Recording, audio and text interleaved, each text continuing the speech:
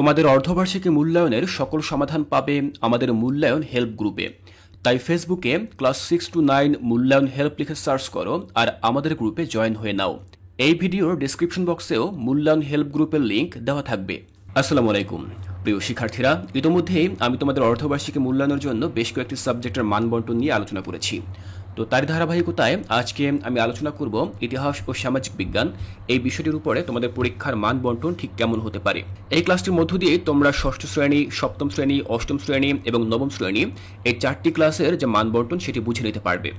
এখানে যে মানবন্টনটি আমি আলোচনা করব সেটি হচ্ছে মূলত একটি নমুনা মানবন্টন। এটি আমি একটি স্কুল থেকে সংগ্রহ করেছি যার নাম হচ্ছে Banasree National Ideal High School. তো সকলের ক্ষেত্রে মানবন্টন যে সেম হবে বিষয়টা কিন্তু এমন না। আমি এখানে যে মানবন্টনটি উল্লেখ করব সেটি তোমরা ধারণা হিসেবে নেবে যে তোমাদের মানবন্টন আসলে ঠিক কেমন হতে পারে, অর্থাৎ 100% যে এরকমই হবে এরকম নিশ্চয়তা কিন্তু আমি দিচ্ছি না।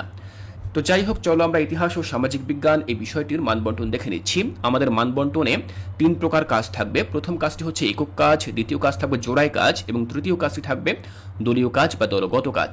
তো দেখো, শিক্ষণকালীন মূল্যায়ন হিসেবে আমরা একক কাজে যে কাজগুলো করব সেগুলো হচ্ছে ছক পূরণ, ছবি আঁকা, প্রতিফলন ডায়েরি তৈরি করা, কবিতা লেখা, প্রতিবেদন তৈরি, বক্তব্য, গল্প লেখা এবং আত্মমূল্যায়ন। এই যে কাজগুলো রয়েছে এগুলো আমরা একক কাজ হিসেবে করব, অর্থাৎ ইন্ডিভিজুয়ালি তোমাকে এই কাজগুলো করতে হবে। তোমাকে যে খাতা দেওয়া হবে সেই খাতায় তোমাকে এই প্রশ্নের উত্তরগুলো লিখতে হবে। পরবর্তী যে কাজ সেটি হচ্ছে জোড়ায় কাজ। তো জোড়ায় কাজ অর্থাৎ পেয়ার ওয়ার্ক, তোমরা দুইজন মিলে এই কাজগুলো করবে।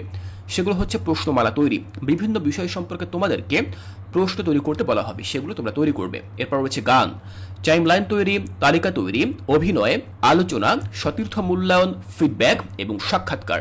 এই যে কাজগুলো রয়েছে এগুলো হচ্ছে জোড়ায় কাজ, অর্থাৎ এগুলো তোমরা পেয়ার ওয়ার্ক হিসেবে করবে। এরপরে আমরা দেখে নেব দলীয় কাজ বা দলগত কাজ। দেখো, এখানে যে কাজগুলো রয়েছে সেগুলো হচ্ছে মেলার আয়োজন, অর্থাৎ তোমাদের নিয়ে মেলার আয়োজন করা হতে পারে। এরপর রয়েছে মুক্ত আলোচনা, তোমরা অনেকে মিলে একসাথে একটি বিষয় নিয়ে আলোচনা করবে। পোস্টার তৈরি, নাটকে অংশগ্রহণ, অভিনয় করা, প্যানেল আলোচনা। এরপর রয়েছে সেমিনার করা। তো এই কাজগুলো হচ্ছে দলীয় কাজ বা দলগত কাজ। তাহলে আমি তোমাদের মূল্যায়নটিকে 3টি ভাগে ভাগ করলাম। একটি হচ্ছে একক কাজ, একটি হচ্ছে জোড়াই কাজ এবং আরেকটি হচ্ছে দলীয় কাজ। তো এই যে 3 প্রকারের কাজ আমি দেখালাম, এই কাজগুলোর উপরে মূলত 60% প্রশ্ন করা হবে। তো আমরা এই 60% দেখে নেব শিখন মূল্যায়ন এবং বাকিটুকু দেখব আমরা সামষ্টিক মূল্যায়ন থেকে। সেখানে দেখো, অ্যাসাইনমেন্ট এবং সংক্ষিপ্ত প্রশ্ন এগুলো মিলিয়ে আমরা 10 এবং 10% মোট 20% প্রশ্ন পাবো। এরপর রয়েছে দলীয় কাজ এবং উপস্থাপন, এক্ষেত্রেও আমরা 10% এবং 10% মোট 20% প্রশ্ন পাবো। এই হচ্ছে মূলত আমাদের 100% প্রশ্ন। এবার আমরা দেখে নেব সময় বন্টন। দেখো, প্রথম কাজটির জন্য আমরা 1 ঘন্টা করে 2 ঘন্টা সময় পাবো। এরপরে 30 মিনিট বিরতি থাকবে এবং বিরতির পরে আমরা 1 ঘন্টা এবং 1 ঘন্টা 30 মিনিট করে আরও সময় পাবো। সর্বমোট আমরা 5 ঘন্টা সময় পেলাম। তাহলে শিক্ষার্থীরা, এই ক্লাসটির মধ্য দিয়ে আমি তোমাদেরকে বুঝিয়ে দিলাম যে ইতিহাস ও সামাজিক বিজ্ঞান এই বিষয়টির উপরে তোমাদের অর্ধবার্ষিকী পরীক্ষার মান বন্টন কেমন হতে পারে। আমি তোমাদেরকে আবারও বলছি, এটি কিন্তু চূড়ান্ত কোনো মান বন্টন নয়, অর্থাৎ তোমাদের সকলের স্কুলে যে সেম মান বন্টন হবে বিষয়টা কিন্তু এমন না।